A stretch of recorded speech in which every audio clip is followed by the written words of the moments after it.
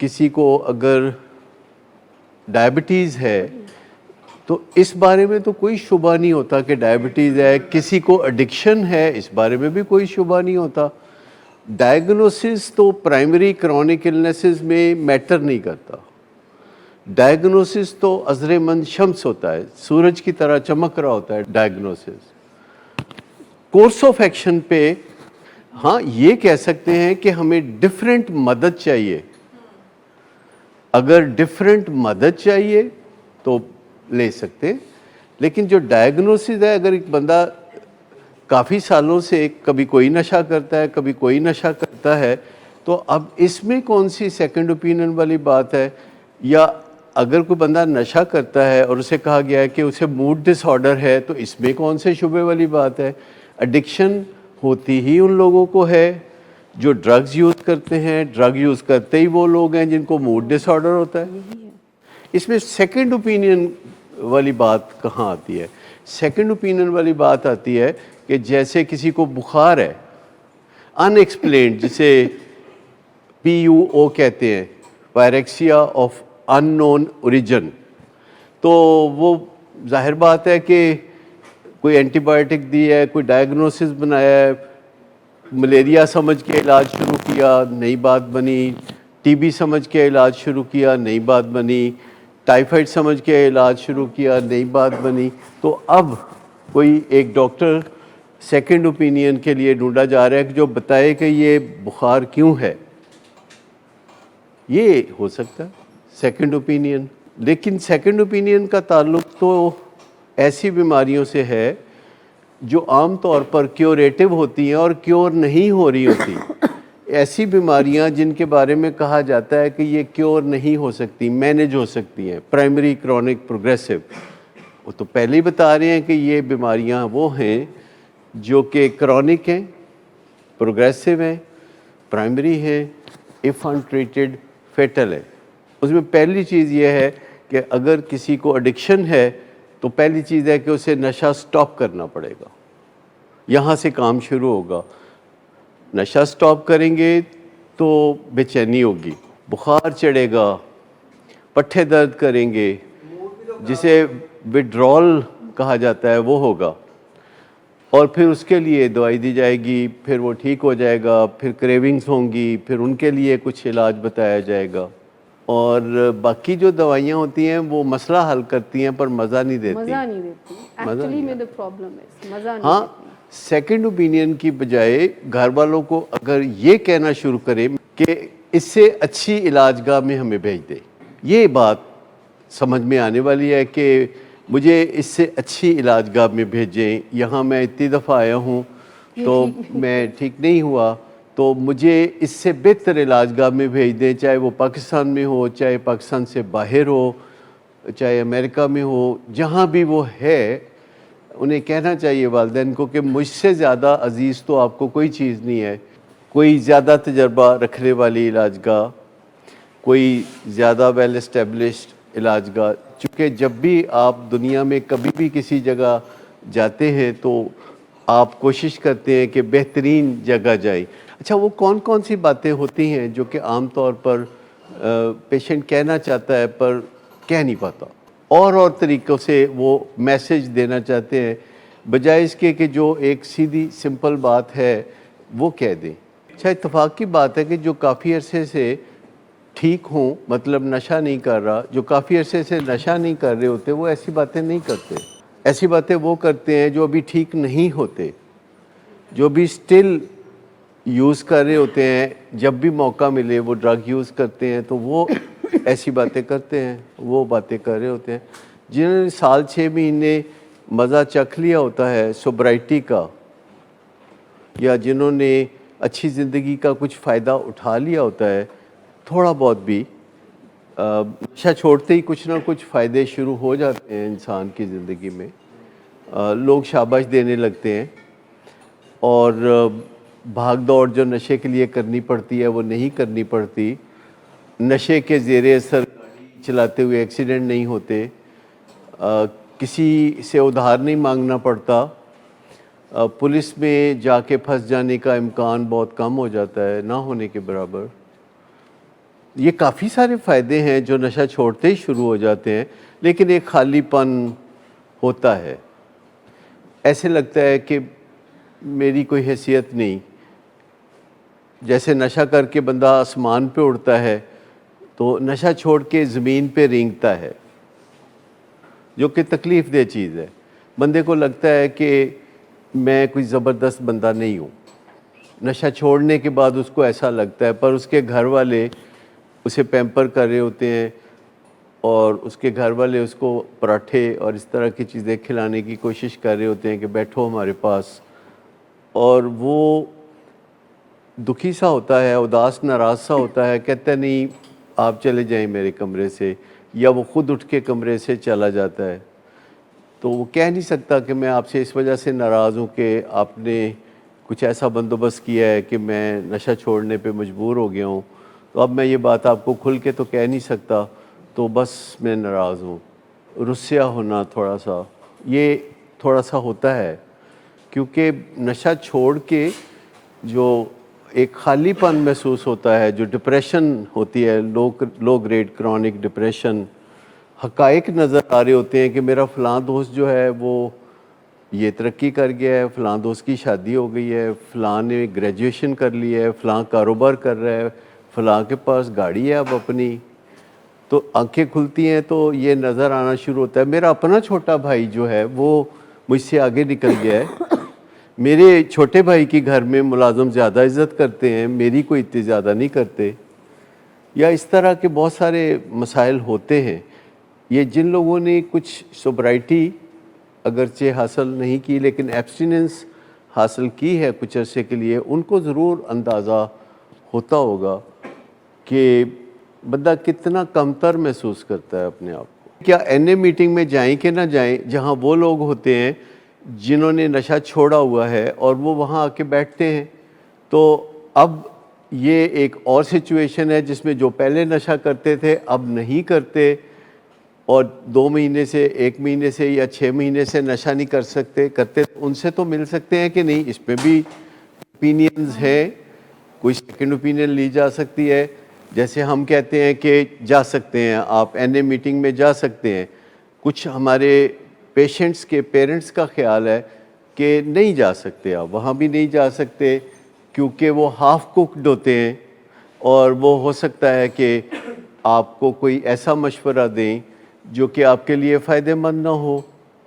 پر یہ موضوعات ہیں سیکنڈ اوپینین کے، یا ایسا بھی سوچا جا سکتا ہے کہ اگر کوئی ہیروئن پیتا ہے تو وہ کہتا ہے میں ہیروئن چھوڑ دوں گا اور میں چرس پی لوں گا، چرس پہ قناعت کر جاؤں گا، تو اس پہ بھی کوئی سیکنڈ اوپینین تو لی جا سکتی ہے نا کہ کیا ہیروئن چھوڑ کے تو چرس پہ قناعت کی جا سکتی ہے؟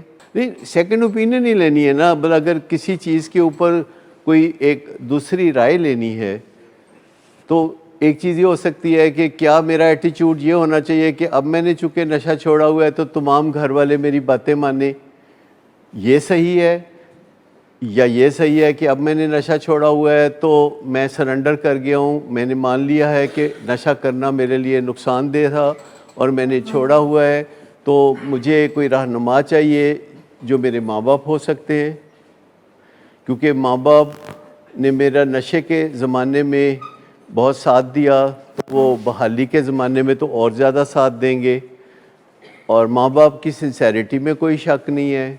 ویسے یہ بھی مجھے کل تک ہی خیال تھا کہ ہمارے پیشنٹ سمجھتے ہیں کہ ہمارے ماں باپ سنسیئر ہوتے ہیں، یہ مجھے کل تک ہی یہ ایسا وہم تھا کہ ہمارے پیشنٹ سمجھتے ہیں کہ ہمارے ماں باپ بہت سنسیئر ہوتے ہیں۔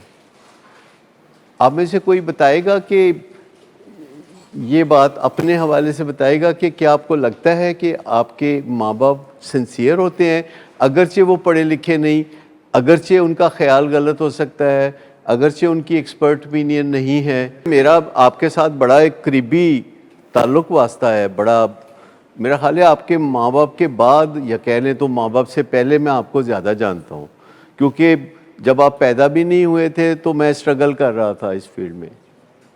تو مجھے یہ بتائیے کہ مجھے اچھی طرح پتہ ہے کہ میرے مریضاں کا حق کوئی نہیں مار سکتا، सवाल ही पैदा नहीं होता, कोई सोच भी नहीं सकता।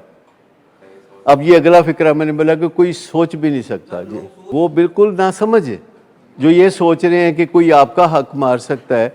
मेरे पेशेंट कॉन्फिडेंट होते हैं नशा छोड़ने के बाद।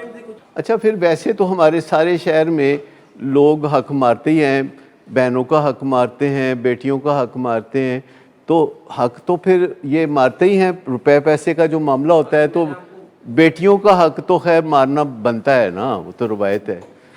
तो लेकिन बेटों का हक आमतौर पर नहीं मारा जाता, लेकिन मेरे पेशेंट का हक कोई नहीं मार सकता, ये मैं पक्का जानता हूँ। ये तो मेरा एक प्राइड है कि मेरे पेशेंट जो है उनका हक कोई नहीं मार सकता। फिक्र की बात ये नहीं है, वो नशा छोड़ सकते हैं कि नहीं छोड़ सकते, ये है बिग क्वेश्चन, कि वो नशा छोड़ सकते हैं कि नहीं छोड़ सकते।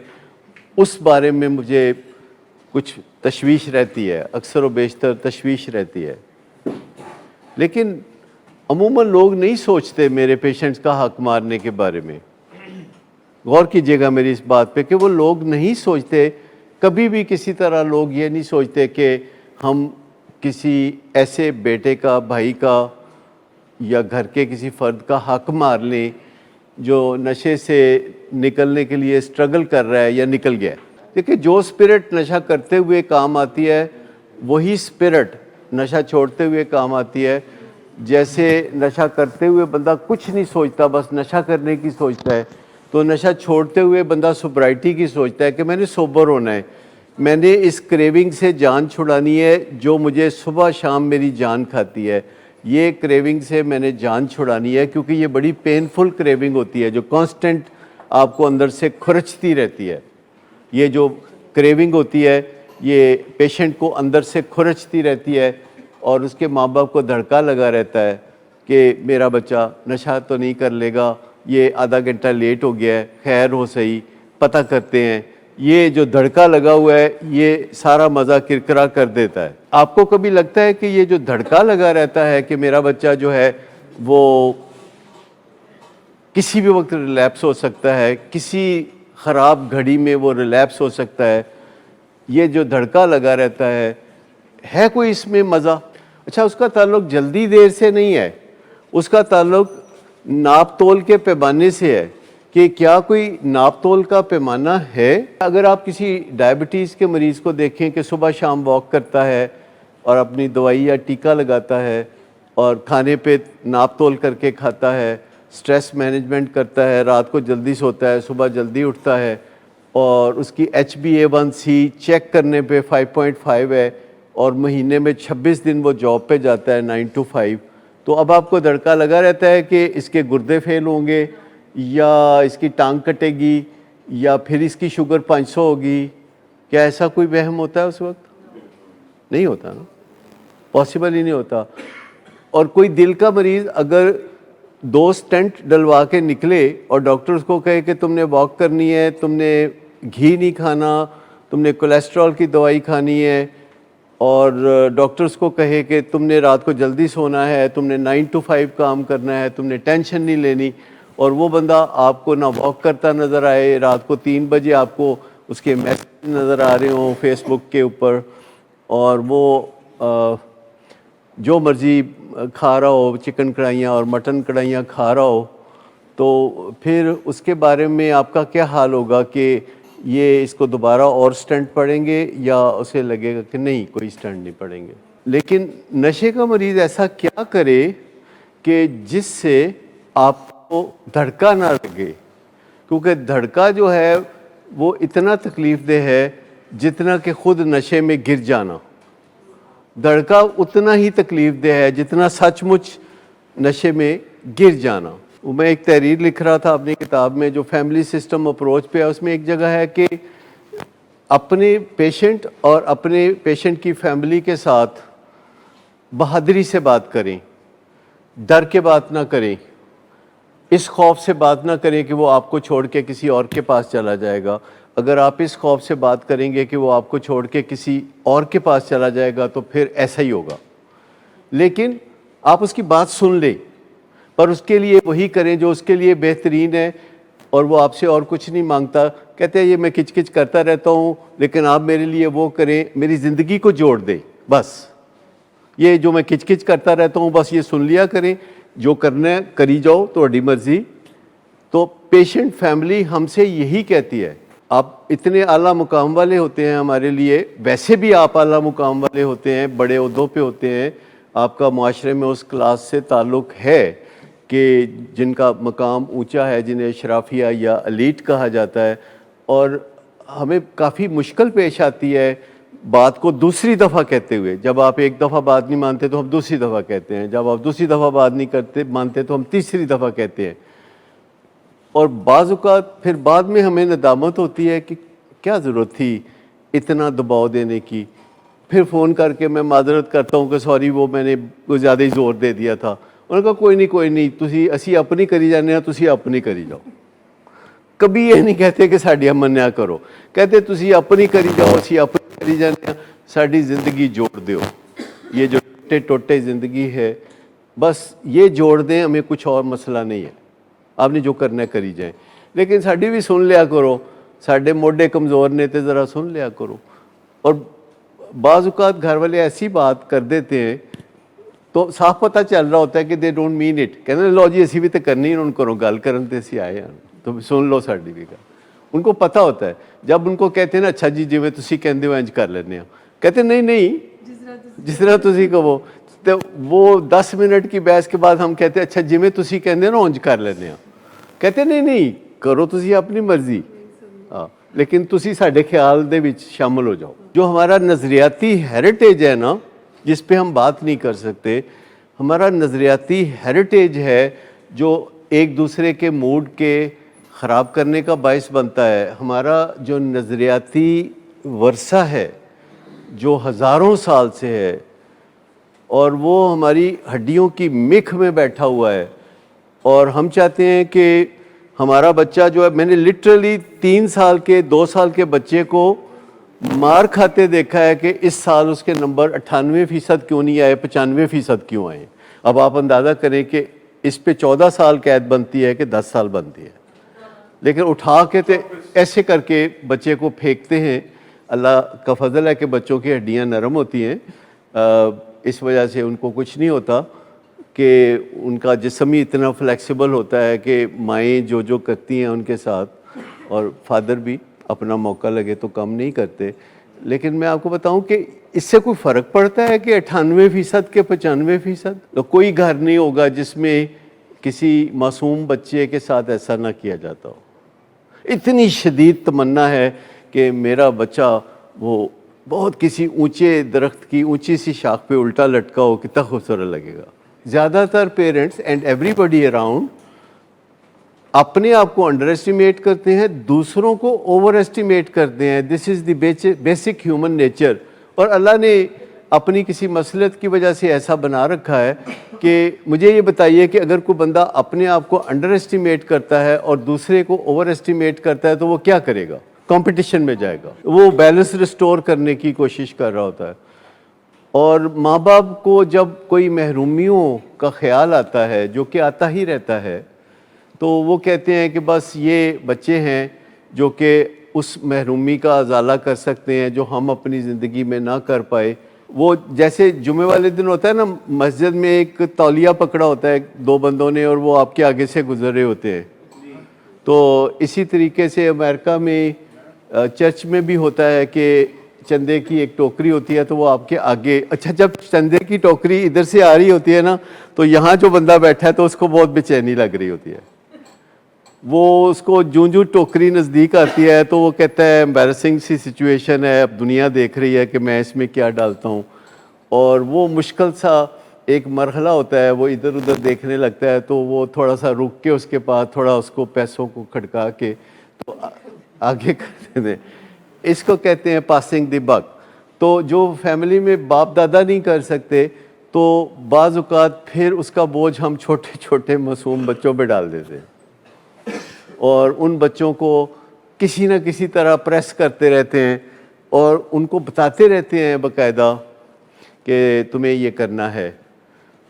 اور ان کے اندر ایک کمپیٹیٹیونیس جو ہے وہ انگرینڈ کر دیتے ہیں. وہ ایک سافٹ ویئر کے طور پر ان کے اندر انسٹال کر دیتے ہیں، اور جب وہ ایسا نہیں کر پاتے تو دوسرا پھر طریقہ کار ہے رپھڑ ڈالنے کا، جھگڑا کرنے کا، فساد کرنے کا، مار پٹائی کرنے کا۔ آپ دیکھیں کہ بچے سب سے زیادہ مار پٹائی، بلنگ، جھگڑے، فساد اسکول کے اندر کرتے ہیں، کیونکہ وہ حریف ہوتے ہیں ایک دوسرے کے۔ ایون بہن بھائی ایک دوسرے کے حریف ہوتے ہیں، یعنی ہمارے ماں باپ کا کمال دیکھیں کہ وہ سگے بہن بھائیوں کو ایک دوسرے کا حریف یعنی رائیول بنا دیتے ہیں، جسے سبلنگ رائیولری کہتے ہیں۔ اور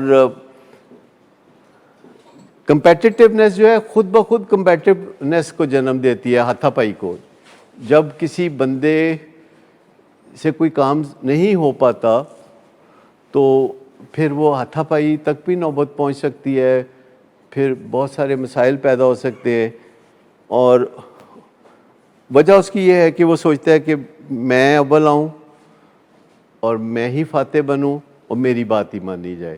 اور اس فریم آف مائنڈ کے ساتھ کسی گھر میں موڈ اچھا نہیں رہ سکتا۔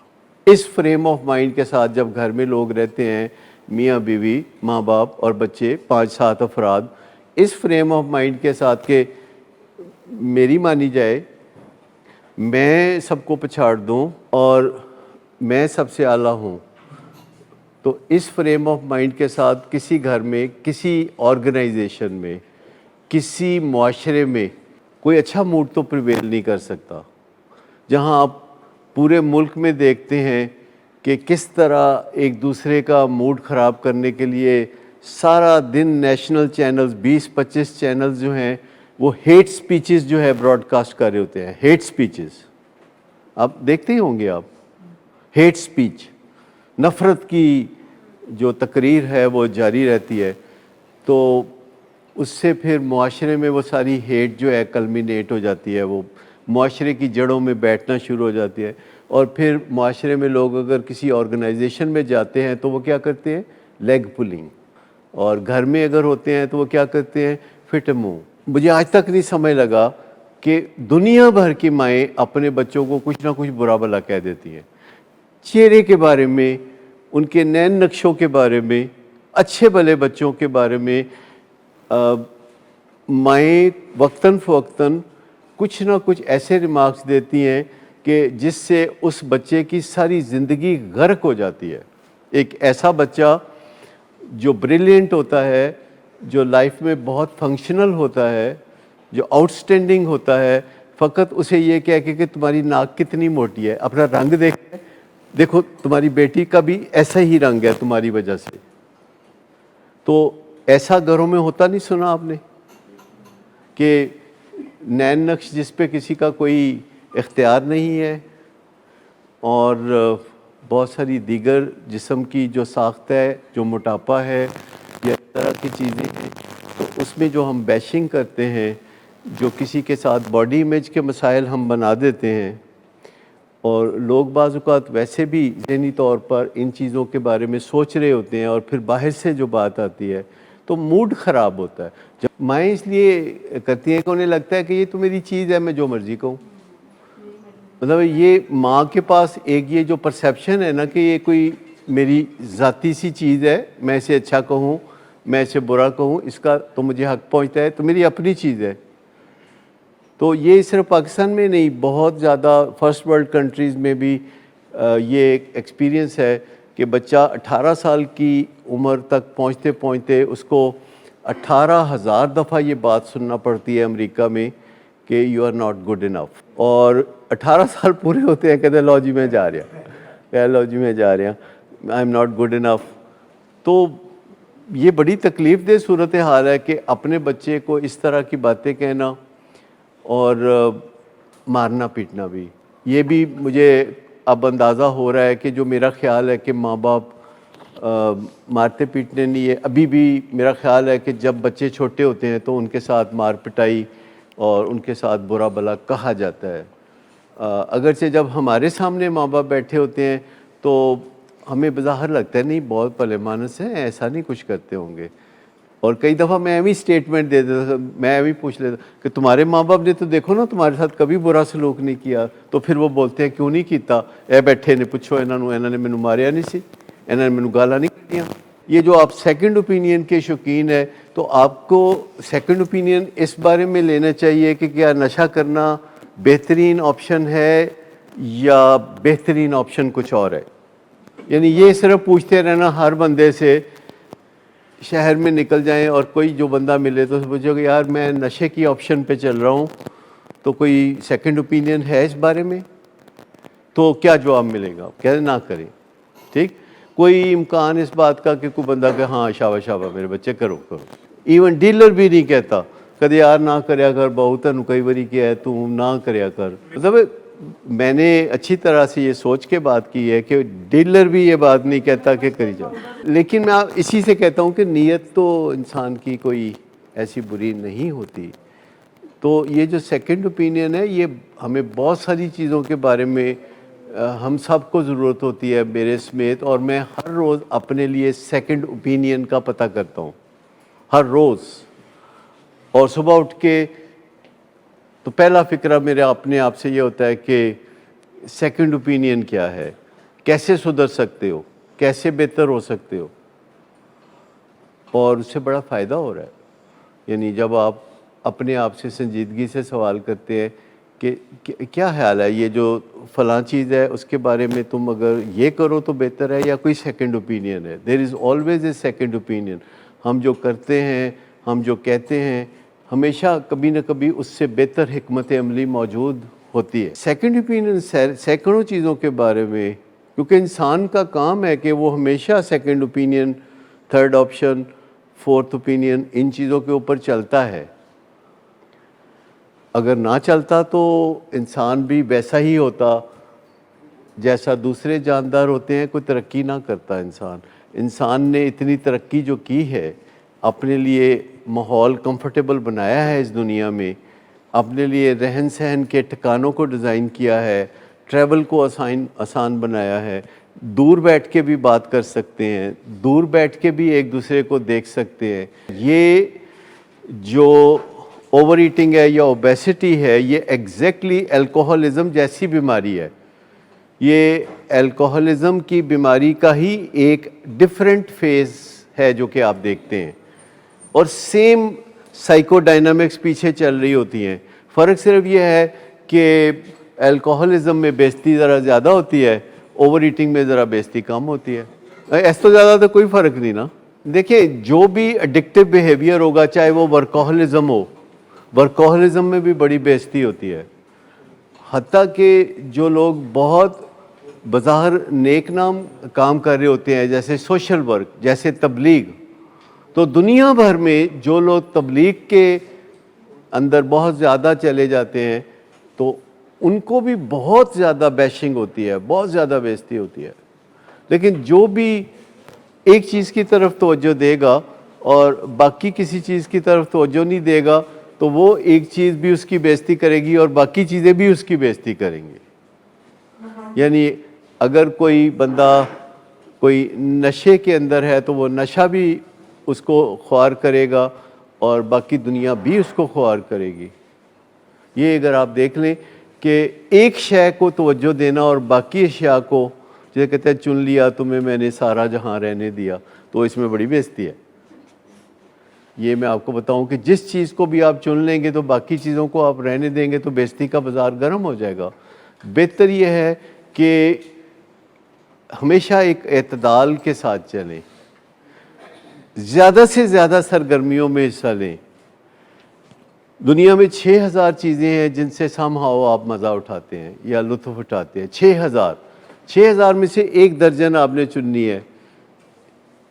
جیسے آپ گیمز میں لطف اٹھاتے ہیں, آپ لوڈو کھیلتے ہیں تو کچھ مزہ آتا ہے, آپ کھانا کھاتے ہیں تو مزہ آتا ہے, میوزک میں مزہ آتا ہے, ایکسرسائز کریں اس میں بھی مزہ آنے لگتا ہے, سونے میں مزہ آتا ہے, اور بے شمار چیزیں ہیں کہ جن میں مزہ آتا ہے. کام کاج کرنا, پروڈکٹیو ہونا, پڑھنا لکھنا, نئے حقائق دریافت کرنا, ان سب میں بہت لطف آتا ہے. سوشل میڈیا پہ جانا آتا ہے کہ نہیں مزہ آتا, کہ جب آپ نئی نئی چیزیں, ابھی میں تھوڑی دیر پہلے ایک پوسٹ دیکھ رہا تھا, اس میں لکھا ہوا تھا کہ کوئی بندہ اپنی بیوی کے لیے گردن بھی کٹا دینا تو بیوی خوش نہیں ہوتی, کہتی ہے صحیح جگہ تو نہیں کٹی, ذرا تھلیو کر کے کٹنی سی. تو میں کہ دیکھو اس بندے نے پوسٹ لگائی ہے, کیا سوچ کے پوسٹ نے لگائی ہے.